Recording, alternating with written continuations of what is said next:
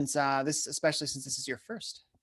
Hello, everyone. Welcome to Wellness Coach. My name's Stefan Ravalli, a host here at Wellness Coach. I'm also a meditation teacher and content creator. And today we are going to be talking about the myths of meditation, and we're going to crack into some of them. And I'm here with an incredibly well-learned expert in that field, Nuño Aguirre. Dr. Hi. Nuño Aguirre. How are you, doctor? Thank you very much. Welcome, everyone. Thank you, Stefan, for inviting me to your panel. I'm really looking forward to our conversation together. And welcome, everyone. Sorry, I muted myself. Feel free to ask any questions relevant to your practice. Whatever I'm raising might not be exactly what you're thinking.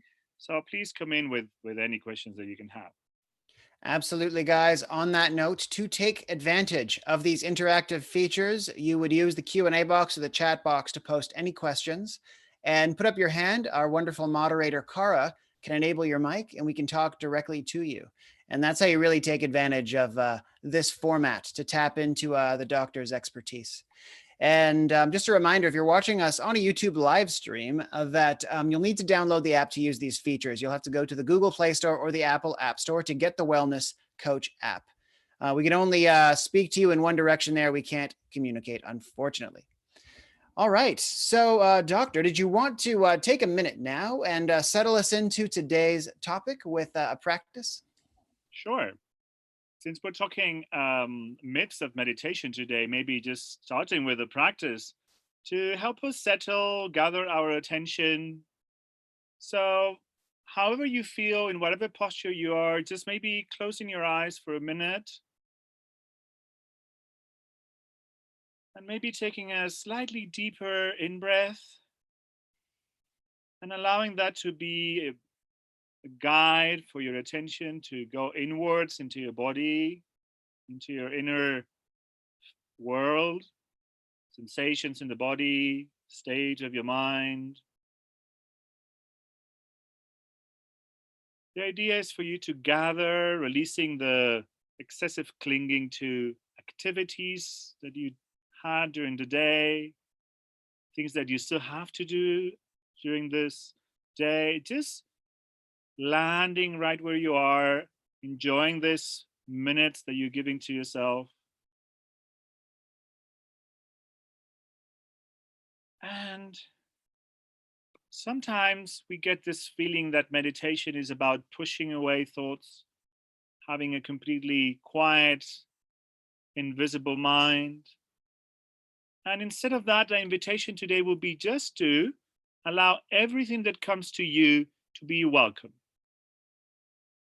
If sounds are in the room, then allow them to come. If some unpleasantness, maybe some itchiness, some tension, some discomfort, allow it to be there for you. If there are worries, emotions coming and going, don't fight those.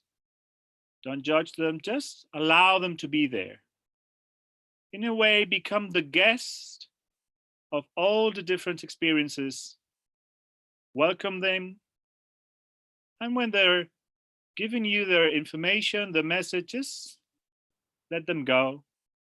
Welcoming, allowing, and letting go. Just for a minute or two, see how that feels for you. If it feels busy in your mind, welcome that. You don't need to like your guest, just welcome them. If it feels relaxed in your body, welcome that.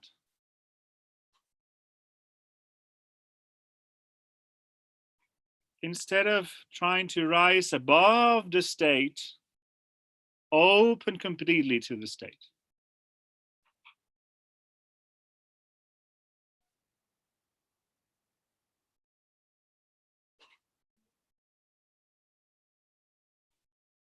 And because you're not trying to change anything that happens, you can relax. Everything is just as it is. You can relax deeply because there's nothing to do here. Just welcome. Welcome your doubts. Welcome your difficult emotions and your happy emotions. Everything is welcome. And see if you can actually feel how this welcoming attitude relaxes your body. Everything is exactly as it is.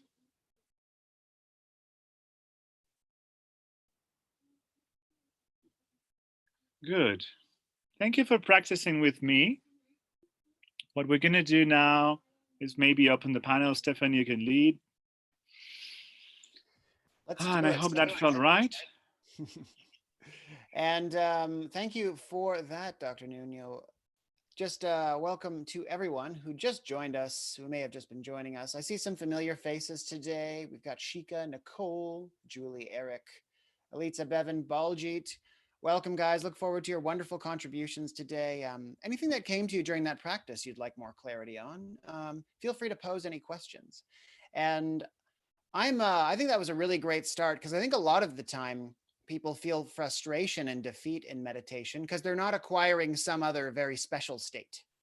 And I kind of wanted to begin to talk about that, like this frustration. Is this sort of acceptance approach in meditation, is this helpful um, to help with I this? think I think Stefan, that's kind of what I was trying to point out as an experience, because sometimes when we hear in meditation books or talks this word acceptance, it can be quite misleading. But the experience of opening, the experience of accepting and allowing things as they're arising might not be exactly what the word acceptance means to you or to Elisa or to Barbara or to anyone listening to this practice. But the word itself is not that relevant. What really matters is the experience of opening with this sense of everything present is welcome. Whether it's experienced as unpleasant or worrisome, or it's experienced as pleasant and nice, we develop this kind of sense of welcoming in an equanimous way. I don't know if that helps to clarify, but there seems to be a lot of confusion as to if I accept, then I'm just going to become a weak person and everyone is going to step over me. And this is not what happens. We're welcoming, we're opening to the experience. Yeah, and I think in meditation itself, maybe this idea of acceptance is basically like we're being lazy meditators. Like we're not trying to do the meditation thing. And people think, well, I got to focus, or I gotta, have this clear mind. Like, oh, let's clear my mind. And me just saying that sounds self defeating to the clearing of the mind. So, I mean, what is meditation about then? I mean, if we're not trying to like actually get to this really special state. Wow. Yeah. I think one of my teachers said something that struck me very much about acceptance, that he said acceptance was misleading, but how about radical honesty? How about recognizing what's there with this radicality of with the pleasant, but also with the unpleasant, when with everything in between that is neutral, radically accepting, okay, the mind is busy today, or the body feels really tense today. Whereas if you, as you were saying, acceptance sounds a bit like, the body is tired, I might as well go and do something else, which is not exactly what we're pointing at. So there seems to be also the other extreme, which is a bit what you were describing as sort of warrior attitude towards meditation, sort of samurai, which has a big component of competitiveness. So because meditation requires relaxation for the stability of your awareness, you need to be relaxed.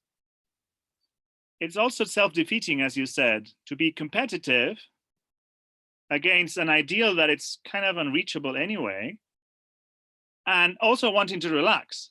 kind of, well, pulling the rope in two opposite directions in a way. So that's why we encourage this more, I would say, feminine or relaxed, gentle approach that is not so warrior-like. All right, guys. Definitely get involved here and let us know what you're struggling with in your meditation practice. What are your biggest obstacles right now? Leave those in the chat box or the Q&A box. So yeah, I just wanted to give you some more space now to talk about some more myths about meditation that are huge misconceptions that are big obstacles to us that don't need to be. Yeah, I think there are many different options that we can look at, but I think one that I find particularly pervasive and present is that my mind is too busy to meditate, or my life is too busy to meditate. So whenever I'm in a better space, then that will be the moment where I'll start meditating. And then good luck with that. It's likely never going to happen. So there's a, and we've all experienced that, when I'm in retreat, I'll do this, after this deadline. And because meditation is about staying with whatever is arising here and now, and the here and now, it's always there, available to you. You don't need to change anything in your life to start practicing. So usually when I teach longer courses, one of the advices that I give is don't change anything in your life when you start meditating. If you're a smoker, keep smoking. Don't become vegetarian at the same time. Just keep doing what you're doing and allow the change to arise from within. Because these changes tend to come like New Year resolutions in a way, coming from outside. Whereas the true transformation has to arise from inside. We all know this anyway. It just seems sometimes hard to accept it, admit it, and kind of see it through. So I think that's one of the biggest myths, that I need to be in a different time frame or in a different situation for me to meditate. Wherever you are, exactly as you are, you're perfect to meditate. And Nicole's left a comment. She says, I find that many friends won't even try to meditate because they think it's supposed to be a certain way or that they do it wrong. Nicole, I hear you completely. I think this is one of the hardest things to explain for someone who hasn't done the practice. This is why I think here at Wellness Coach, we put a lot of emphasis on the practice, because otherwise it could be very theoretical. We're just having a conversation. Whereas for the meditation to be transformational, we need to actually do the practice. So I think one of my teachers said something very important, that was, there's no right meditation or wrong meditation. As long as you started and you finished the time frame that you decided, that's a good meditation. Now, the one that is not great is if you decided for 20 minutes and after 10 minutes you stopped. That's probably the only one I would say, be careful with that. That's where it's good to be persistent and a bit rigid with yourself. But other than that, if you sat and it was completely quiet, great. And you sat and it was a massive storm, even better, because you're actually developing the capacity to stay with your emotions, with your thoughts, with your state as it is. It's easy to stay if it's pleasant. Everyone can do that. Now, it's harder to stay when it's hard, when it's getting difficult, when different things are pulling you. Staying through the storm, that's harder work. So it doesn't need to be this way or that way, but it will be good if you can complete the period that you decided for and repeat it, do it as regularly as you can, so the muscle of your training, of your attention, strengthens more and more. All right, great to see you, Angus. So you've got your hand up, so Cara is going to enable your mic now. You can chat with Nuño. Hello, happy Good Friday to everyone. I may have missed some of the session that you were saying because I was working at the same time, but my question is, with meditation, how do you keep from like I know we can't control the mind, let the mind come as it goes, but I guess just to kind of focus a little bit more, because that's sometimes I have that tendency where I don't focus. I have thoughts coming into my head, but I'll try to go back to my center. So how do you continue to keep focus when you set those timers on your meditation? So what is it that is taking you away? What can you maybe tell me a little bit more? So It could be like if thinking about things that I need to do, or just something simple. So distractions. Yeah, Okay. distractions. Yes. Okay, I get that. I think it's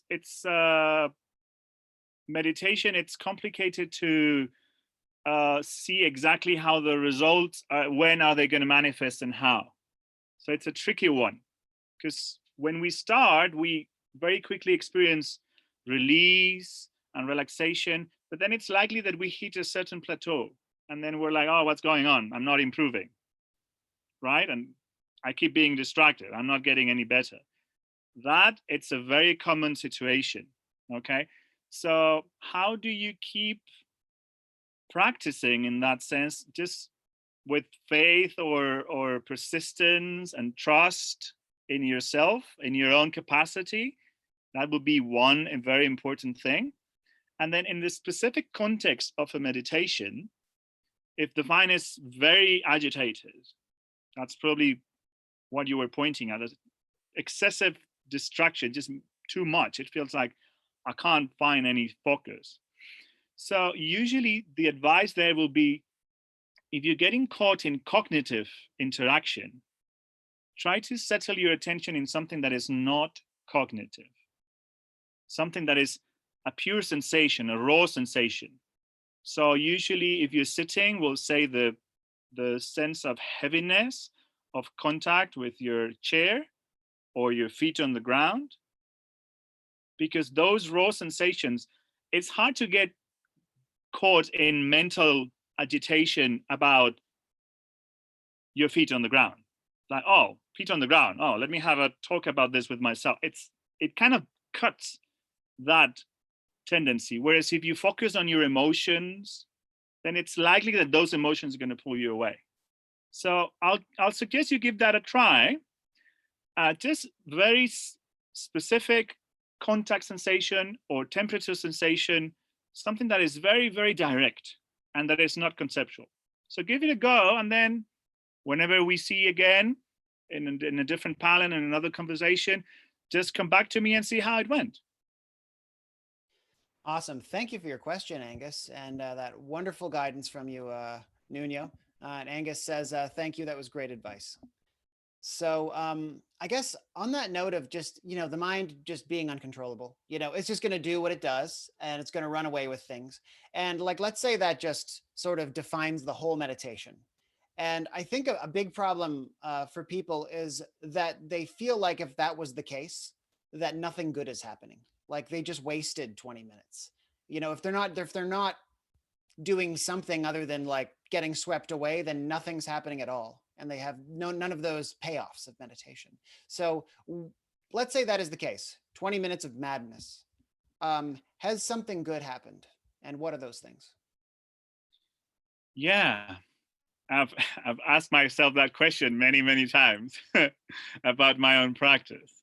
So I very much understand where the doubt can come from. So I think in that sense, doubt is one of the hardest obstacles of the practice.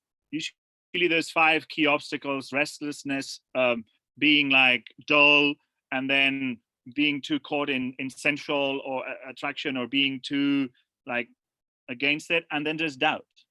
And if one gets caught in doubt, it's actually very paralyzing. So the antidote to doubt is usually trust. Just kind of going back to how it has helped you through the last weeks or months and noticing that progression.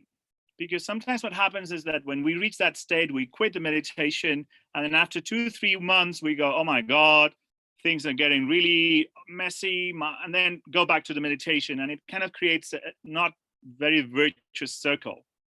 So, hey, yeah, it's hard, but it's also like when you go to the doctor and you don't feel so well, and the doctor gives you some remedy and it's going to take some time to get active in your body, and you need to trust the doctor. So in a way, you trust the medicine.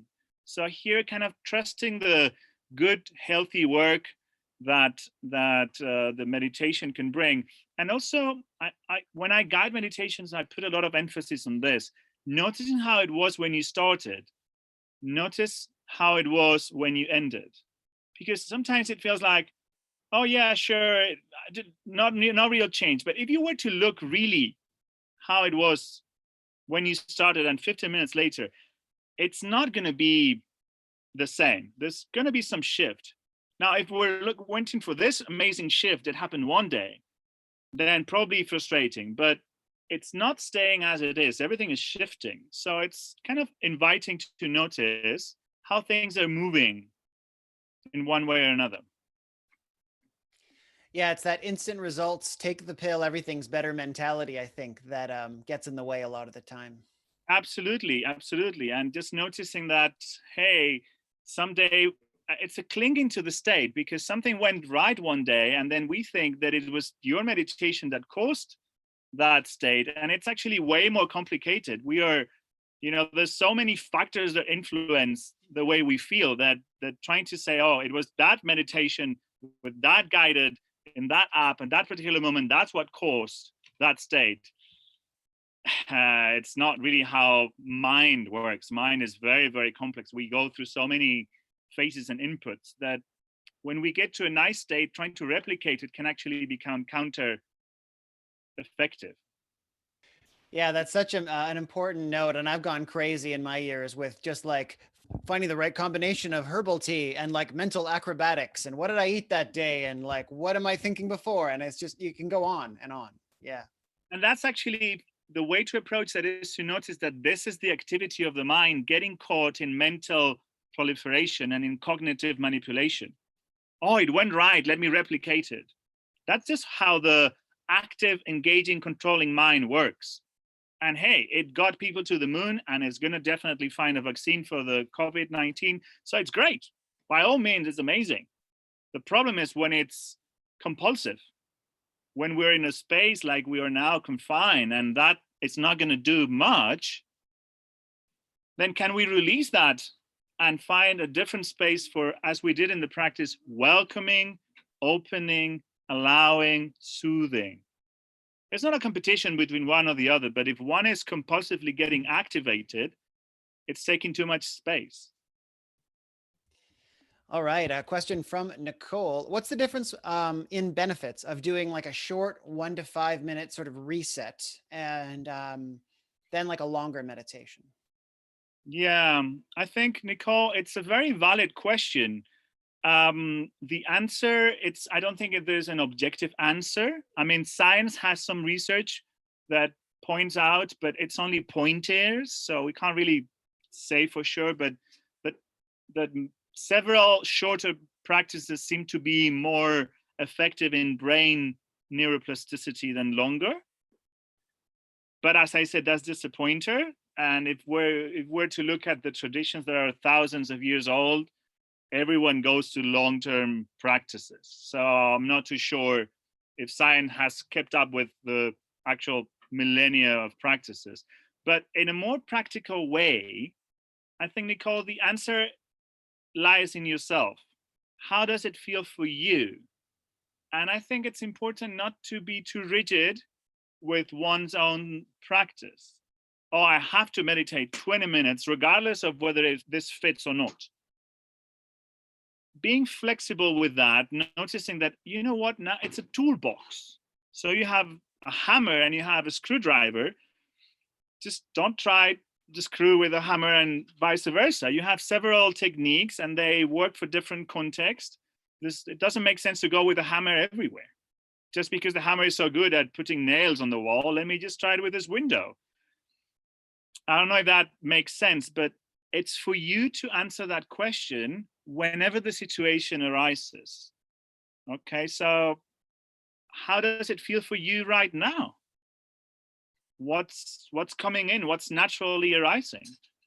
I think you can answer that question from the yeah, from your inner wisdom, rather than me telling you without much knowledge of how your life is and where you're at. I think it's important to trust your own, and that goes for everyone in the room.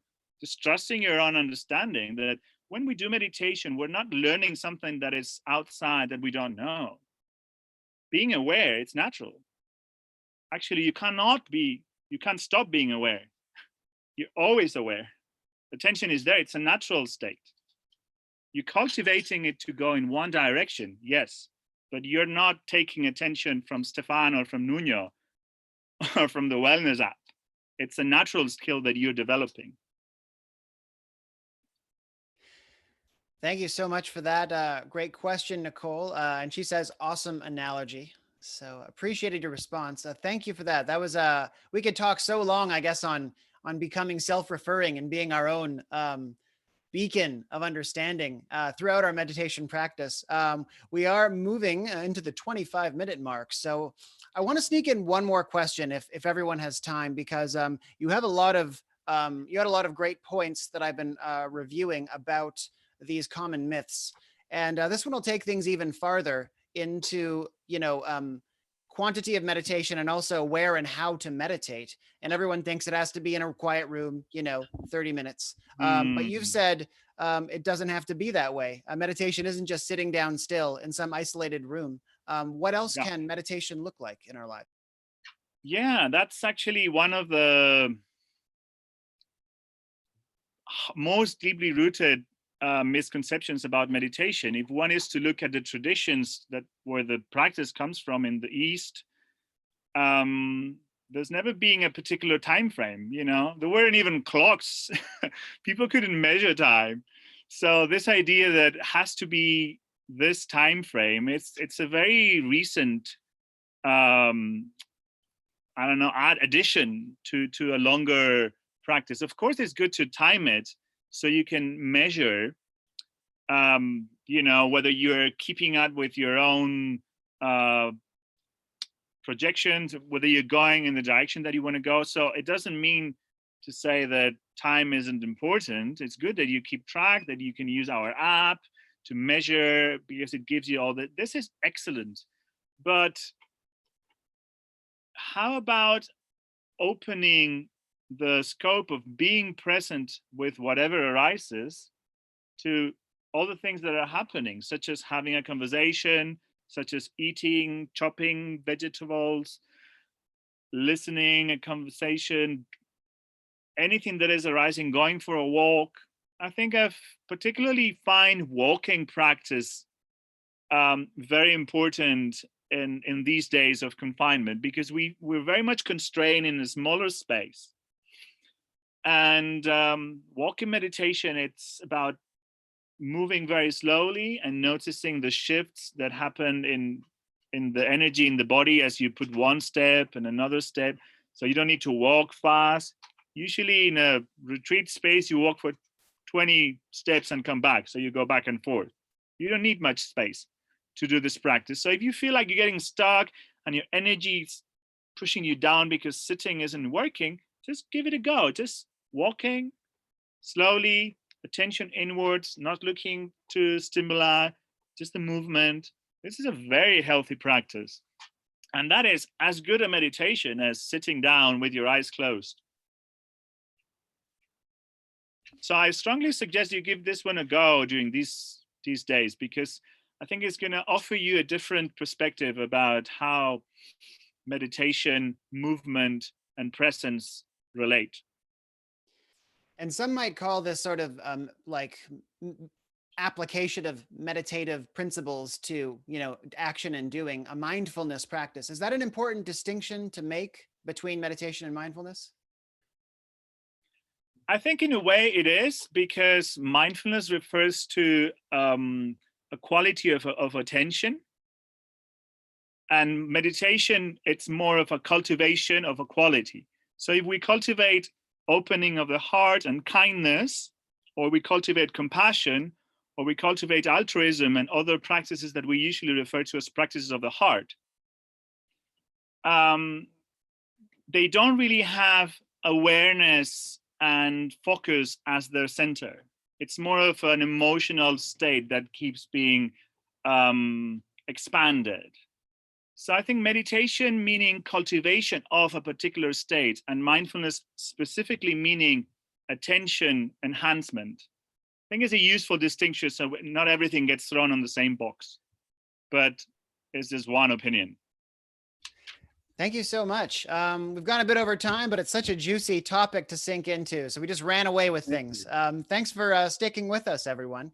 I'll pass things over to you now, Dr. Aguirre. I just want to thank you for everything you shared. Thank you, Stefan, and thank you everyone for being there.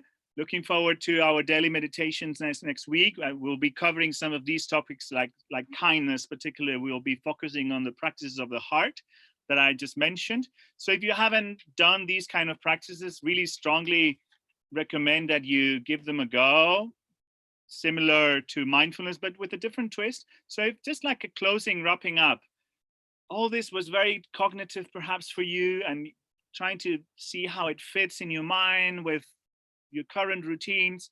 So instead of trying to control what you got, just allow for whatever was relevant for you today to settle into your body. So closing your eyes, maybe gathering your attention again, as we did at the beginning,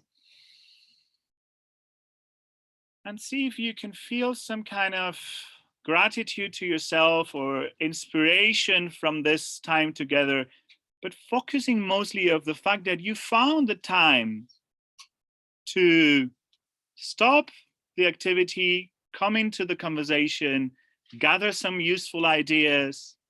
Well done to you. So see if you can actually feel that gratitude to yourself for having found this time. And with that gratitude sinking into your body, I thank you so much for your time together here, and I hope to see you soon, next week or so. Thank you. Bye, everyone. Namaste.